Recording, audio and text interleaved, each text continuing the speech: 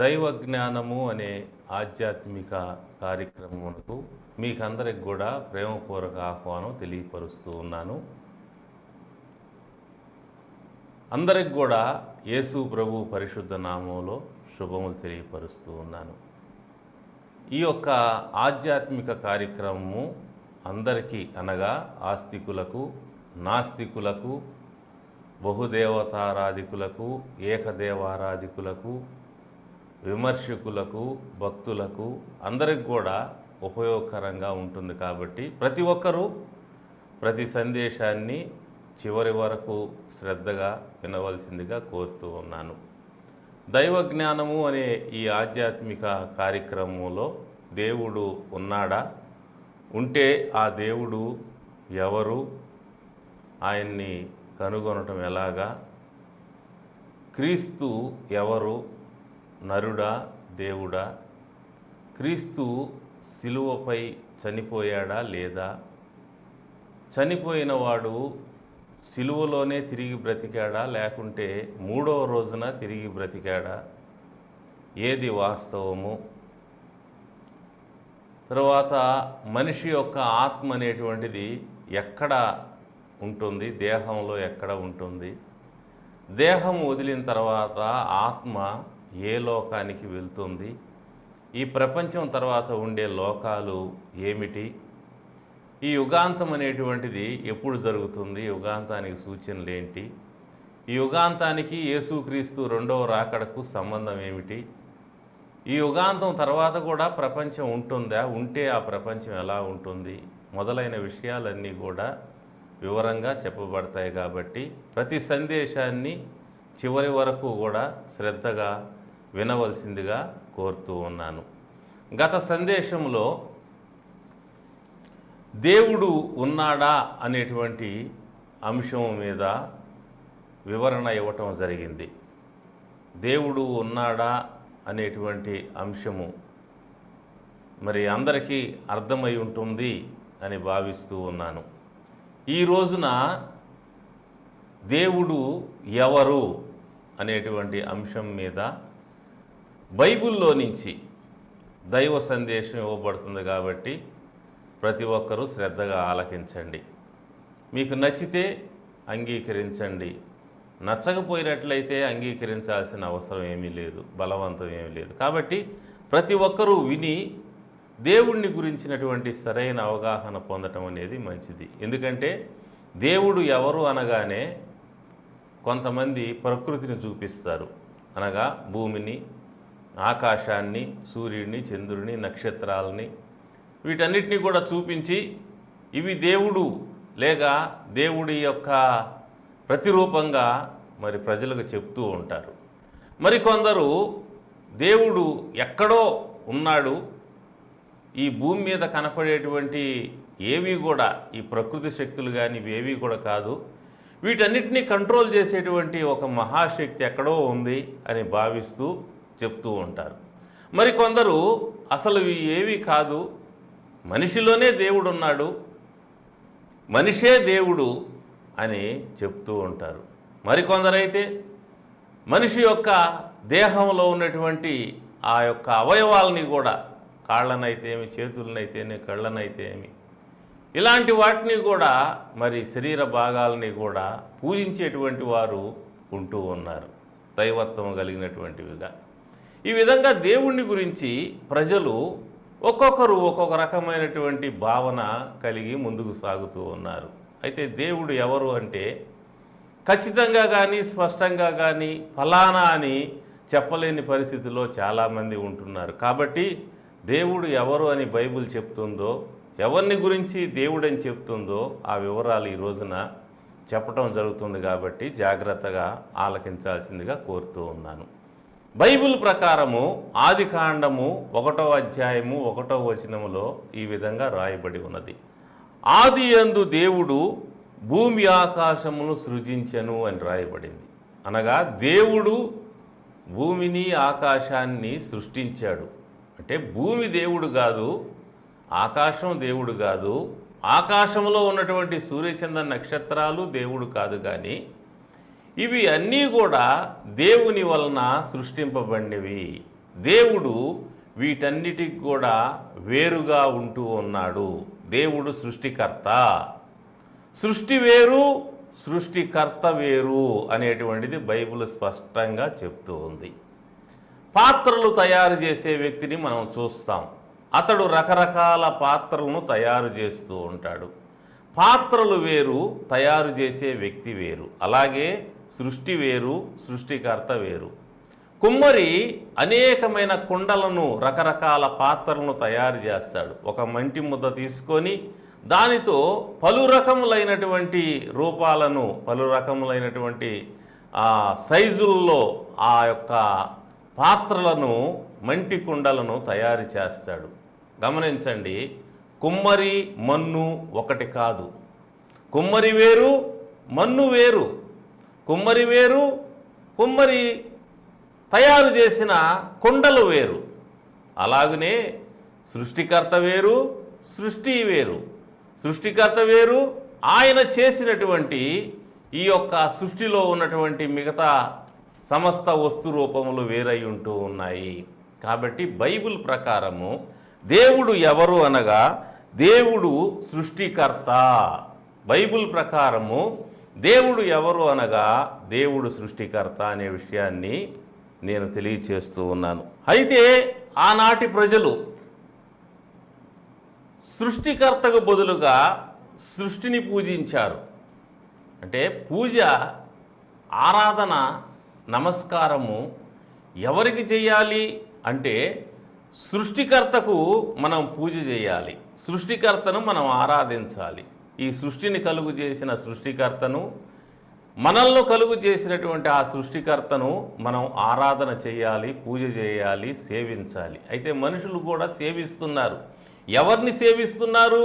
వారు ఎవరిని నచ్చితే వారికి పూజలు చేస్తూ ఉన్నారు. పూజ చేయాల్సింది ఎవరికనగా, ఆరాధన చేయాల్సింది ఎవరికనగా మనల్ని సృష్టించినటువంటి ఆ యొక్క మహాదేవునికి. అయితే మనుషులు ఎవరికి పూజ చేస్తున్నారనగా ఆ మహాదేవుణ్ణి వదిలిపెట్టేసి సృష్టిని పూజ చేస్తున్నారని బైబిల్ తెలియజేస్తూ ఉంది. రోమా పత్రిక 1వ అధ్యాయము 25వ వచనములో ఈ విధంగా రాయబడి ఉన్నది. అట్టివారు దేవుని సత్యమును అసత్యమునకు మార్చి సృష్టికర్తకు ప్రతిగా సృష్టమును పూజించి సేవించిరి. ఎవరిని పూజించారంట ఆనాటి ప్రజలు? సృష్టికర్తకు బదులుగా సృష్టిని పూజించారు. అంటే సృష్టికర్తను వదిలేశారు, ఆయన్ని పట్టించుకోలా. ఆయన సృష్టించినటువంటి ఈ సృష్టి రూపకాలన్నింటినీ కూడా దేవునిగా భావించి వారు పూజలు చేశారు. తరువాత 23వ వచనంలో ఈ విధంగా రాయబడి ఉన్నది. వారు అక్షయుడగు దేవుని మహిమను క్షయమగు మనుషుల యొక్కయు, పక్షుల యొక్కయు, చతుష్పాద జంతువుల యొక్కయు, పురుగుల యొక్కయు ప్రతిమా స్వరూపముగా మార్చిరి. గమనించండి, ఆనాటి ప్రజలు ప్రతిమలను తయారు చేశారు. ఏమి ప్రతిమలు అంటవి? మనుషుల యొక్క ప్రతిమలు, పక్షుల యొక్క ప్రతిమలు, చతుష్పాద జంతువుల యొక్క ప్రతిమలు, పురుగుల యొక్క ప్రతిమలు తయారు చేసి సృష్టికర్తను వదిలేసి సృష్టికర్తకు బదులుగా వీటన్నిటిని పూజించి సేవించిరి అని బైబిల్ గ్రంథం తెలియజేస్తూ ఉన్నది. గమనించండి, మనం పూజించాల్సింది, మనం సేవించాల్సింది మనల్ని కలుగు చేసినటువంటి దేవుణ్ణి. అలా చేస్తే మనకు ప్రతిఫలం ఉంటుంది, మనకు సహాయం ఉంటుంది, మనకు ఆశీర్వాదం ఉంటుంది. ఆ సృష్టికర్త అయిన దేవుడు మన యందు సంతోషించి, మన యందు ఆనందించి మనకు మేలు చేస్తాడు, స్వస్థత కలుగు చేస్తాడు, సమస్యలు పరిష్కరిస్తాడు, మరియు మనల్ని నరకము నుంచి రక్షించి మోక్ష రాజ్యంలో మనకి చోటిస్తాడు. ఆయన్ని కాకుండా మనము సృష్టిని పూజించినట్లయితే ఈ సృష్టి మనల్ని రక్షించజాలదు, నరకం నుంచి రక్షించజాలదు, దుష్టశక్తుల నుంచి రక్షించజాలదు. కాబట్టి ఇచ్చినటువంటి వాడు ఆయన, కాబట్టి ఆయన్ని పూజ చేయాలని బైబిల్ చెప్తుంది. ఆ సృష్టికర్త యేసుక్రీస్తుగా ఈ లోకానికి వచ్చాడు అని పరిశుద్ధ బైబిల్ గ్రంథంలో మనం చూస్తాం. యోహాను సువార్త 1వ అధ్యాయము 1వ వచనం నుంచి గమనిస్తే, ఆది యందు వాక్యం ఉండెను, వాక్యము దేవుని యొద్ద ఉండెను, వాక్యము దేవుడై ఉండెను, ఆయన ఆది యందు దేవుని యొద్ద ఉండెను, సమస్తము ఆయన మూలముగా కలిగెను, కలిగి ఉన్నదేది ఆయన లేకుండా కలుగలేదు అని రాయబడింది. ఆయన ఆ వాక్యం అంటే యేసు ప్రభువుకున్న పేరు, ఆ వాక్యము శరీరధారిగా కృపాసత్య సంపూర్ణుడిగా మన మధ్య నివసించినని రాయబడి ఉంటుంది. కాబట్టి ఆది యందు ఉన్నటువంటి దేవుడు, సృష్టి ఏది లేకముందు ఉన్నటువంటి దేవుడు, సృష్టిని కలుగు చేసినటువంటి దేవుడు శరీరమును ధరించి నరునిగా మన మధ్యకు వచ్చాడు, యేసుక్రీస్తును నామములో మన మధ్యకు వచ్చాడు అనేటువంటి విషయాన్ని బైబిల్ గ్రంథం స్పష్టంగా తెలియపరుస్తుంది. కాబట్టి దేవుడు ఎవరు అంటే సృష్టికర్త. సృష్టికర్త ఎవరు అనగా యేసుక్రీస్తు ప్రభు అని బైబిల్ గ్రంథం తెలియపరుస్తూ ఉన్నది. ఇక రెండవదిగా, సృష్టికర్త అయినటువంటి దేవుడు యేసుక్రీస్తుగా ఈ లోకంలోకి వచ్చాడు. మరి తిమోతి మొదటి పత్రిక 3వ అధ్యాయములో 16వ వచనాన్ని గమనించినప్పుడు, ఆయన సశరీరుడుగా ప్రత్యక్షమాయను అని రాయబడి ఉన్నది. సశరీరుడుగా అంటే శరీరధారిగా ప్రత్యక్షమయ్యాడు. తరువాత కొలస్సీ పత్రికలో 1వ అధ్యాయములో 15వ వచనం నుంచి ఈ విధంగా రాయబడి ఉన్నది, ఆయన అదృశ్య దేవుని స్వరూపి అయి సర్వ సృష్టికి ఆది సంభూతుడై ఉన్నాడు. ఏలయనగా ఆకాశమందున్నవియు భూమి అందున్నవియు దృశ్యమైనవి కానీ అదృశ్యమైనవి కానీ, అవి సింహాసనములైనా ప్రభుత్వములైనా ప్రధానులైనా అధికారములైనా సర్వము ఆయన యందు సృజింపబడెను. సర్వము ఆయన ద్వారా ఆయన్ను బట్టి సృజింపబడెను. ఆయన అన్నిటికంటే ముందుగా ఉన్నవాడు, ఆయనే సమస్తమునకు ఆధారభూతుడు. యేసు ప్రభు గురించి చెప్పండి మాట, సమస్తం ఆయన మూలముగా సృష్టించబడ్డాయి. ఆయన అన్నింటికంటే ముందున్నవాడు, అందరికంటే ముందు ఉన్నటువంటి వాడు, మొదటివాడు ఆయన. కాబట్టి ఆయన సమస్తమునకు ఆధారభూతుడు అనేటువంటి విషయం రాయబడింది. ఇక కొలస్సీ పత్రిక 2వ అధ్యాయములో 9వ వచనాన్ని గమనిస్తే, ఏలయనగా దేవత్వం యొక్క సర్వపరిపూర్ణత శరీరముగా క్రీస్తునందు నివసించుచున్నది. దేవత్వం యొక్క పరిపూర్ణత అంతా, దైవత్వం అంతా కూడా ఎక్కడ ఉన్నదంటే యేసు ప్రభువులో ఉన్నది. యేసు ప్రభు పరిపూర్ణమైనటువంటి దేవుడుగా ఉంటున్నాడు. మనిషి రూపంలో ఉన్నటువంటి దేవుడు ఆయన. దేవుడు మనిషి రూపంలోకి వచ్చాడు. అది బైబిల్ చెప్తున్నటువంటి వాస్తవం ఇది. కాబట్టి దేవుడు ఎవరు అనగా, దేవుడు సృష్టిని కలుగు చేసినవాడు. సృష్టిని కలుగు చేసినటువంటి ఆ దేవుడు ఎవరయ్యా అంటే యేసుక్రీస్తు ప్రభువు. యేసుక్రీస్తు ప్రభువు అని బైబిల్ స్పష్టంగా తెలియజేస్తుంది. అందుకనే రోమాపత్రిక 9వ అధ్యాయము 5వ వచనమునందు క్రీస్తుని గురించి, ఈయన సర్వాధికారి అయిన దేవుడై ఉండి నిరంతరము స్తోత్రార్హుడై ఉన్నాడు. ఈయన సర్వాధికారైన దేవుడై ఉండి నిరంతరము స్తోత్రార్హుడై ఉన్నాడు అనేటువంటి ఆ యొక్క మాటను మనం చూస్తాం. కాబట్టి ఎవరు స్తోత్రార్హుడు, ఎవరు పూజార్హుడు, ఎవరు మన ఆరాధనలకు పాత్రుడు? ఈ సృష్టికర్త. గమనించండి, ఆరాధించవలసింది, పూజించవలసింది, ప్రార్థించవలసింది, శరణు వేడుకోవలసింది మనల్ని సృష్టించినటువంటి దేవునికి. యేసుక్రీస్తు సృష్టికర్తగా ఆయన ప్రూవ్ చేసుకున్నాడు. ఆయన అద్భుతాలు చేశాడు, చనిపోయిన వారిని బ్రతికించాడు, తాను స్వయంగా చనిపోయి తిరిగి లేచి తన యొక్క శక్తిని ప్రపంచానికి చూపించాడు. కాబట్టి ఈ ప్రపంచంలో ఎంతోమంది మేము దేవుళ్ళమని చెప్పుకునేటువంటి వారు ఉన్నప్పటికీ కూడా యేసుక్రీస్తు వంటి వారు ఒక్కరు కూడా లేరు అనేటువంటిది ఎంతైనా వాస్తవం. అందుకనే ప్రపంచంలో అన్ని దేశాల్లో కూడా క్రీస్తును దేవునిగా అంగీకరించి సేవించడం జరుగుతుంది. ఈ వాక్యం వింటున్నటువంటి నీవు ఎవరిని సేవిస్తూ ఉన్నావు, ఎవరిని పూజిస్తూ ఉన్నావు, ఎవరిని ప్రార్థిస్తూ ఉన్నావు? ఒకసారి ఆలోచన చేయి. సృష్టినా సృష్టికర్తనా, మనుషులనా, దేవుడునా? ఒకసారి ఆలోచన చేసి నీ యొక్క విధానము దేవునికి అనుకూలంగా ఉండే విధంగా మలుచుకోవాల్సిందిగా కోరుతూ ఉన్నాను. ఇక రెండవదిగా దేవుడు ఎవరు అంటే బైబిల్ చెప్తున్న మాట, దేవుడు పరిశుద్ధుడు. మొదటిగా దేవుడు సృష్టికర్త. రెండవదిగా దేవుడు ఎవరు అంటే దేవుడి పరిశుద్ధుడు. దేవుడు పరిశుద్ధుడు. లేవియ కాండము 19వ అధ్యాయము 1వ వచనాన్ని మనము గమనించినట్లయితే అక్కడ ఈ విధంగా రాయబడి ఉన్నది. లేవియ కాండము 19వ అధ్యాయము 1వ వచనాన్ని మనం గమనిస్తే అక్కడ దేవుడు ఈ విధంగా చెప్తూ ఉన్నాడు. మరియు యెహోవా మోషేకు ఈలాగు సెలవిచ్చెను, ఇశ్రాయేలు సర్వ సమాజముతో ఇట్లు చెప్పుము, మీరు పరిశుద్ధులై ఉండవలెను, మీ దేవుడనైన యెహోవానగు నేను పరిశుద్ధుడనై ఉన్నాను. దేవుడు చెప్తున్న మాట, మీ దేవుడైన యెహోవానగు నేను పరిశుద్ధుడనై ఉన్నాను. దేవుడంటే పరిశుద్ధుడు. పాపము చేసేవాడు దేవుడు కాదు, పాపము కలిగినవాడు దేవుడు కాదు, మనిషి. పాపము చేసినవాడు మనిషి. మనిషి కాబట్టి తప్పు చేస్తాడు, మనిషి కాబట్టి పొరపాటు చేస్తాడు, మనిషి కాబట్టి నేరాలు చేస్తాడు.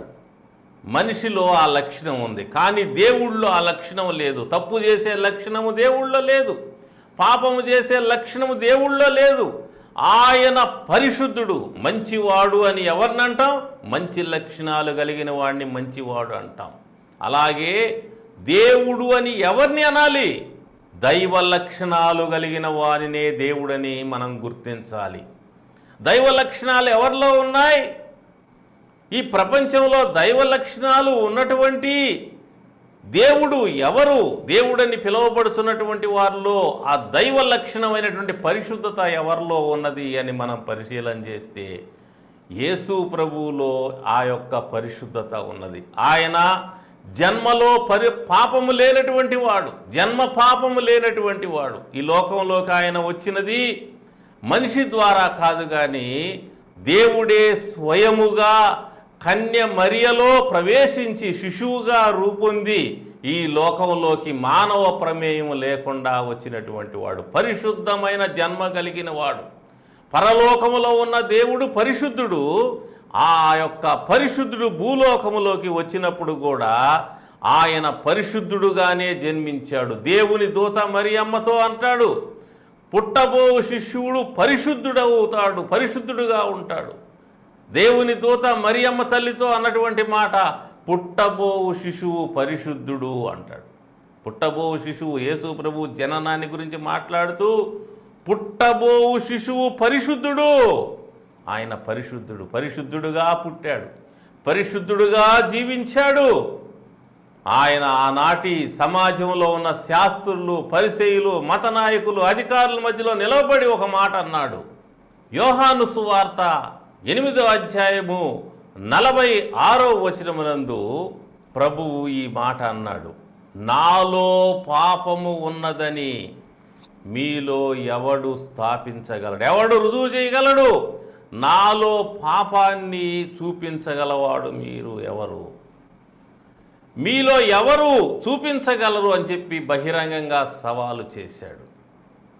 ఒక స్త్రీ పాపంలో ఉందని ఆమెను తీసుకొని వచ్చి యేసు ప్రభువు దగ్గరికి వచ్చి, అయ్యా ఈమె పాపం చేస్తుంటే పట్టుకున్నాం, రాళ్లతో కొట్టి చంపమని ధర్మశాస్త్రం చెబుతుంది, నువ్వేం చెప్తావంటే యేసు ప్రభు అన్నాడు, మీలో పాపము లేనివాడు ఆమె మీద రాయేయండి అన్నాడు.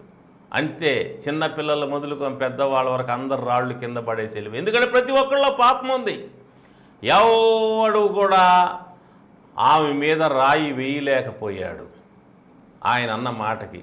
చివరికి ఆయన అన్నాడు, అమ్మా ఎవరు శిక్షించలేదా? లేదు ప్రభు అంటే, నేను కూడా నిన్ను శిక్షించను, ఇక వెళ్ళి పాపం చేయకు అని చెప్పాడు. నేను కూడా పాపం లేనివాడినే, నేను నీ మీద రాయేయగలవాడిని. అయితే నేను రాయేయటానికి రాలా, నిన్ను రక్షించడానికి వచ్చాను, నీ పాపాలు భరించడానికి వచ్చాను, నీ శిక్షను భరించడానికి వచ్చాను. కాబట్టి నీకు శిక్ష వెయ్యను కానీ నీవు శిక్ష లేదనుకోని వెళ్ళి పాపం చేస్తావేమో, ఇక పాపం చేయబాకు, మానివేసి మంచిగా జీవించని చెప్పి ఆమె జీవితాన్ని కాపాడాడు ఆయన. పాపము లేనటువంటి దేవుడు, పరిశుద్ధుడైనటువంటి దేవుడు, పరిశుద్ధుడు పరలోకం నుంచి భూమి మీదకి వచ్చినప్పుడు ఆయన మానవ జీవన ప్రభావానికి గురై పాపానికి లొంగిపోలేదు. ఆయన పాపాన్ని జయించాడు, పాపాన్ని ఎదిరించాడు, పాపం లేకుండా జీవించాడు. పరిశుద్ధుడు దేవుడు. ఎవరంటే పరిశుద్ధుడు. ఆయన పరలోకంలో ఉన్నాడు. ఆయన భూమి మీదకి మనిషిగా వచ్చినప్పుడు కూడా పరిశుద్ధుడుగానే జీవించాడు. పరిశుద్ధత కలిగి జన్మించాడు, పరిశుద్ధత కలిగి జీవించాడు. పరిశుద్ధుడైన వాడే మనల్ని రక్షించుటకు సమర్థుడు.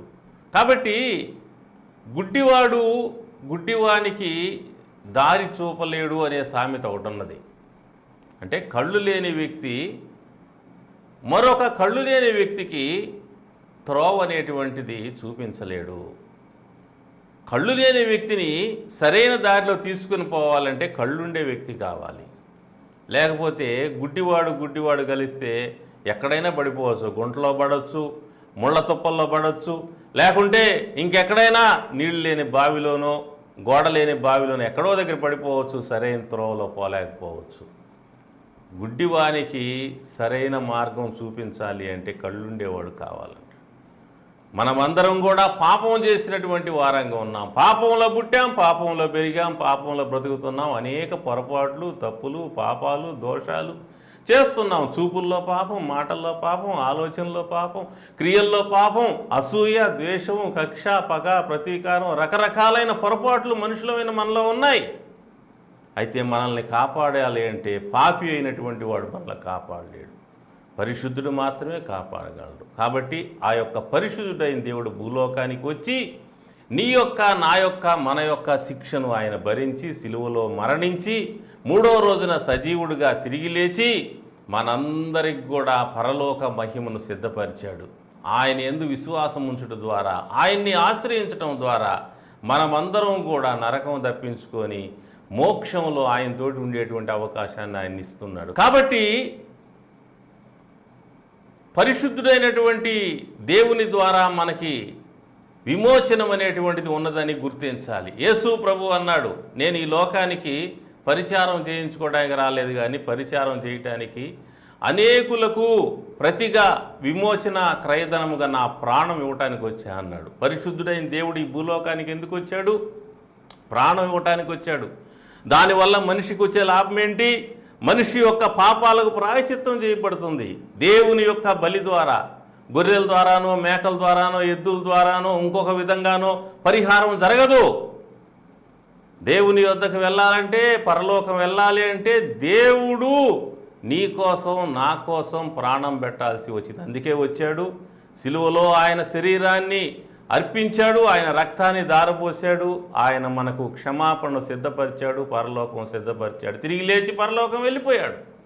కాబట్టి దేవుడు ఎవరు అనగా పరిశుద్ధుడు. పరిశుద్ధుడైన యేసు ప్రభు ద్వారా మనము పాపక్షమాపణను పొంది, ఆత్మశాంతిని పొంది దైవలోకంలో ప్రవేశించగలిగేటువంటి అవకాశం మనకు లభించింది. కాబట్టి అవకాశాన్ని ప్రతి ఒక్కరూ వాడుకోండి. ఇదేదో మతం కాదు కానీ ఇది మార్గమై ఉన్నది.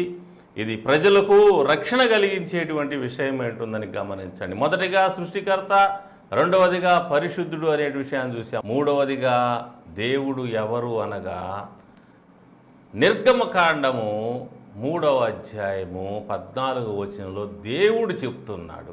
అందుకు దేవుడు, నేను ఉన్నవాడను అనువాడనై ఉన్నానని మోషేతో చెప్పాను.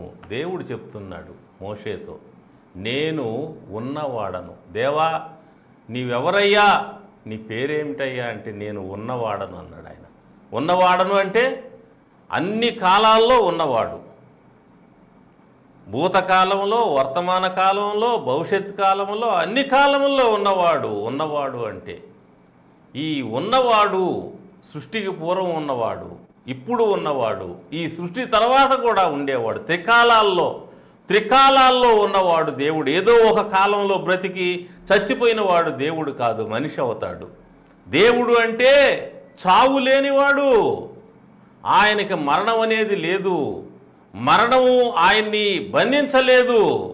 మరణము ఆయన్ని పట్టుకోలేదు, ఆయన్ని లాక్కొని వెళ్ళలేదు.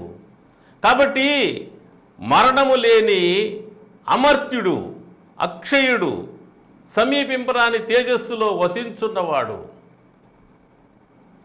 ఆయన సజీవుడుగా ఉన్నవాడు, అన్ని కాలాల్లో అన్ని యుగాల్లో కూడా సజీవుడుగా ఉన్నటువంటి వాడు. సజీవుడైనటువంటి ఈ దేవుడు యేసుక్రీస్తుగా భూమి మీదకి వచ్చాడు. ఆయన్ని గురించి రాయబడిన మాట ప్రకటన గ్రంథం 1:8 ఉన్నది. ప్రభువు చెప్తున్న మాట, భూత వర్తమాన భవిష్యత్ కాలముల్లో ఉండువాడను నేనే అనేటువంటి మాట అక్కడ చూస్తాం. ప్రభువు భూతకాలంలో అనగా గతకాలంలో, వర్తమాన కాలం అనగా ప్రస్తుత కాలంలో, భవిష్యత్ కాలం అంటే ఈ యొక్క సృష్టి తర్వాత ఉండే కాలం, 3 కాలాల్లో ఉన్నవాడు యేసు ప్రభు. ఆది యందు వాక్యం ఉండెను, సమస్తం ఆయన మూలంగా కలిగెను, కలిగి ఉన్నది ఏది ఆయన లేకుండా, అంటే ఇదేది లేకముందే ఉన్నవాడు ఆయన. ఆది యందు ఉన్నవాడు. 90వ కీర్తనలు అంటాడు, ప్రభువా తరతరముల నుంచి మాకు నివాస స్థలము నీవే, భూమిని లోకమును పుట్టింపమును యుగ యుగములు నీవే దేవుడు. యుగ యుగముల నుంచి ఉన్న దేవుడు. భూమి, ఆకాశము, సూర్యుడు, చంద్రుడు, నక్షత్రాలు ఏమీ లేకమునుపు ఉన్నటువంటి దేవుడు ఆయన. కాబట్టి భూతకాలంలో ఉన్న దేవుడు. వర్తమాన కాలం, యేసు ప్రభు చనిపోయి తిరిగి లేచి పరలోకానికి వెళ్ళే ముందు మత్తయి సువార్త 28:20 అంటాడు, యుగ సమాప్తి వరకు సదాకాలం మీతో ఉన్నాను. ఈ యుగ సమాప్తి అయిపోయే వరకు ఉన్న దేవుడు. ఈ యుగ సమాప్తి తర్వాత ప్రకటన గ్రంథం 1:18 అంటాడు, నేను మొదటి వాడును, కడపటి వాడును, జీవించువాడను, మృతుడునైతిని కానీ ఇదిగో యుగ యుగములు సజీవుడై ఉన్నాను. ఆయన యుగ యుగములు సజీవుడు. కాబట్టి సృష్టికి పూర్వం ఉన్న దేవుడు, ఇప్పుడు ఉన్న దేవుడు, ఈ సృష్టి తర్వాత ఉండే దేవుడు యేసుక్రీస్తు ప్రభు. ఆయన సజీవుడైన దేవుడు. ఆయన నీ సమస్యలు పరిష్కరించగలడు, నీ రోగాలు బాగు చేయగలడు, నిన్ను మరణం నుంచి తప్పించగలడు, నీ రోగాన్ని బాగు చేయగలడు, నీ సమస్యను పరిష్కరించగలడు, నీ కన్నీటిని తుడవగలడు, దుష్టశక్తుల నుంచి నిన్ను కాపాడగలడు. ఎక్కడ బాగు కాకపోయినా యేసు ప్రభు దగ్గర నువ్వు బాగవుతావు. ఆయన దగ్గరికి రా. ఆయన నిన్ను ప్రేమిస్తున్న దేవుడు. ఈ లోకంలో నీకు క్షమాపణ అనుగ్రహించి, మనశ్శాంతిని అనుగ్రహించి సహాయం చేయటమే కాదు, ఈ లోకం వదిలిన తర్వాత నువ్వు నరకానికి వెళ్లకుండా కాపాడి యుగ యుగాలు ఆయన మహిమలో నీవు ఉండే విధంగా నీకు రక్షణ ఇచ్చే దేవుడు. కాబట్టి ఈ లోకంలో ఆశీర్వాదం కొరకు, ఈ లోకం తర్వాత నరకం తప్పించుకొని పరలోకం వెళ్ళటం కొరకు ఈ దేవదేవుణ్ణి నీవు ఆశ్రయించి పూజించి ప్రార్థించాల్సిందిగా నీకు ప్రేమతో ఆహ్వానం తెలియపరుస్తూ ఉన్నాను. దేవుడంటే సృష్టికర్త, దేవుడంటే పరిశుద్ధుడు, దేవుడంటే సజీవుడు, ఈ 3 లక్షణాలు కలిగినటువంటి మహాదేవుడు యేసుక్రీస్తు ప్రభు. ఆయన ద్వారానే సర్వలోకంలోని సకల మానవులకు పాప క్షమాపణ, ఆత్మశాంతి, పరలోకంలో ప్రవేశించేటువంటి అవకాశం అనుగ్రహించబడ్డాయి. కాబట్టి ఈ అవకాశాన్ని ప్రతి ఒక్కరూ వాడుకోవాలి. ప్రతి ఒక్కరూ కూడా ప్రభువుని అంగీకరించి ఆయన ఇచ్చేటువంటి జీవమును, ఆశీర్వాదం అనుభవించాల్సిందిగా ప్రేమతో అందరినీ ఆహ్వానిస్తున్నాను. ప్రభువు మిమ్మల్ని, మీ కుటుంబాలు దీవించునుగాక. ప్రార్థన చేస్తాను. పరలోకమందున్న జీవాధిపతి నీకు వందనాలు. ఈ వాక్యం విన్న అందరినీ, వారి కుటుంబాలు దీవించి బలహీనలు బలపరచండి, కృంగిన వారిని లేవనెత్తండి, గుండె చేసిన వారిని బాగు చేయండి, రోగాలతో వారిని స్వస్థపరచండి, దుష్టశక్తుల నుంచి విడుదల కలుగు చేయండి, పాప క్షమాపణ కలుగు చేయండి, పశ్చాత్తాపం కలుగు చేయండి, మారు మనసు కలుగు చేయండి, రక్షణ కలుగు చేయండి. ఎవరు నశించి నరకానికి పోకుండా ప్రతి ఒక్కరూ వారి కుటుంబాలతో సహా రక్షణ పొంది దైవలోకంలో యుగ యుగాలు మహిమలో నివసించే భాగ్యాన్ని దయచేయమని దీవించమని యేసు నామములో ప్రార్థిస్తున్నాను తండ్రి. ఆమేన్. తండ్రి, కుమార, పరిశుద్ధాత్మ త్రియేక దేవుని సన్నిధి, సమాధానం, సకల దీవెనలు మీకందరికీ, మీ కుటుంబంలో సదాకాలం తోడై ఉండుగాక. ఆమేన్.